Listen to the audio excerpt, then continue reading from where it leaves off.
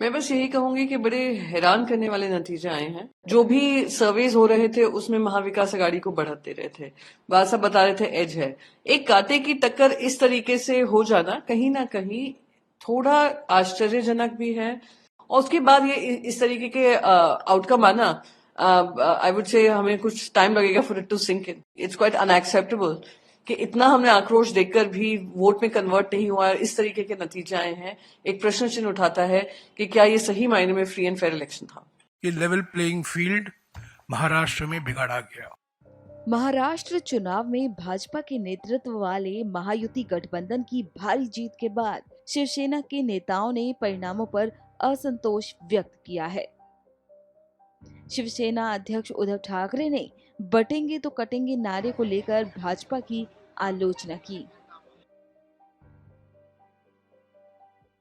खुल के बात कर रहे थे, बटेंगे तो कटेंगे। आपको लगता नहीं, है कि ये कुछ नहीं चला, क्योंकि बेकारी तो कुछ चीजें ऐसी होती है कि जो सेक्युलर होती है, जैसे बेकारी है, महंगाई है, वो सेक्युलर है।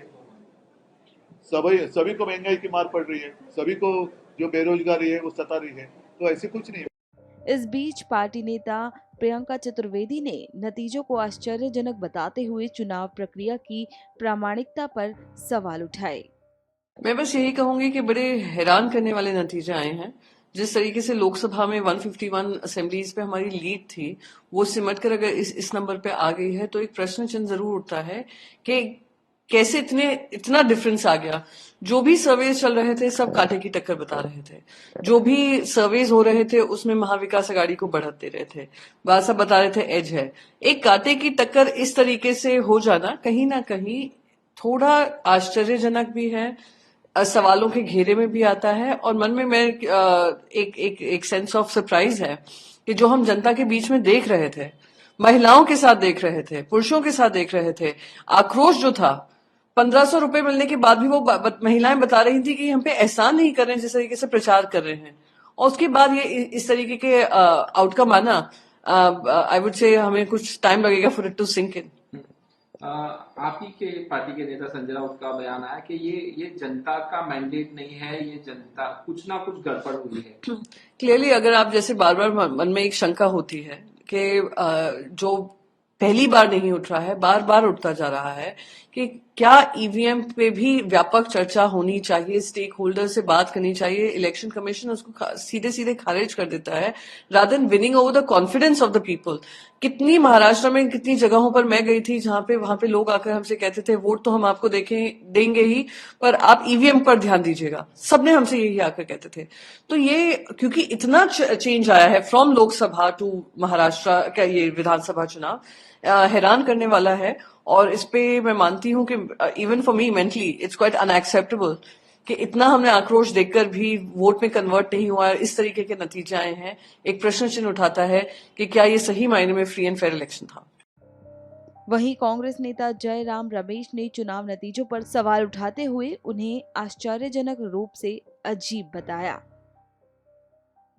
महाराष्ट्र के बारे में जैसा कि पवन खेरा जी ने कहा, इसमें कोई दो राय नहीं हो सकती कि टारगेटेड तरीके से निशाना बनाकर ये लेवल प्लेइंग फील्ड जो होता है, जो बार बार चुनाव आयोग इस शब्द का इस्तेमाल करता है, इसीलिए हम उसी शब्द का इस्तेमाल कर रहे हैं, level playing field. Level playing field को बिगाड़ा गया है जानबूझकर, निशाना बनाकर, टारगेटेड तरीके से। ये लेवल प्लेइंग फील्ड महाराष्ट्र में बिगाड़ा गया। चुनाव के नतीजे आए हैं, ये अप्रत्याशित हैं हमारे लिए। महाराष्ट्र के चुनाव के नतीजे हमारे लिए अप्रत्याशित हैं, हमारे लिए अति आश्चर्यपूर्ण, और मैं समझता हूं ये भी कहा जा सकता है ये अकथनीय है। इसका कोई समझने की कोशिश करेगा वो समझने नहीं पाएगा।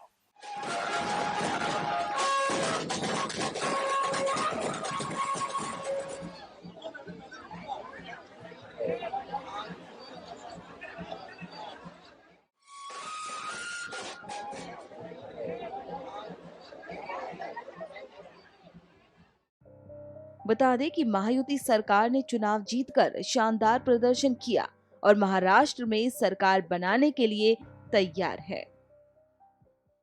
हमसे जुड़े रहने के लिए हमारे YouTube चैनल को सब्सक्राइब करें और नई वीडियो की नोटिफिकेशन के लिए बेल आइकॉन को दबाएं।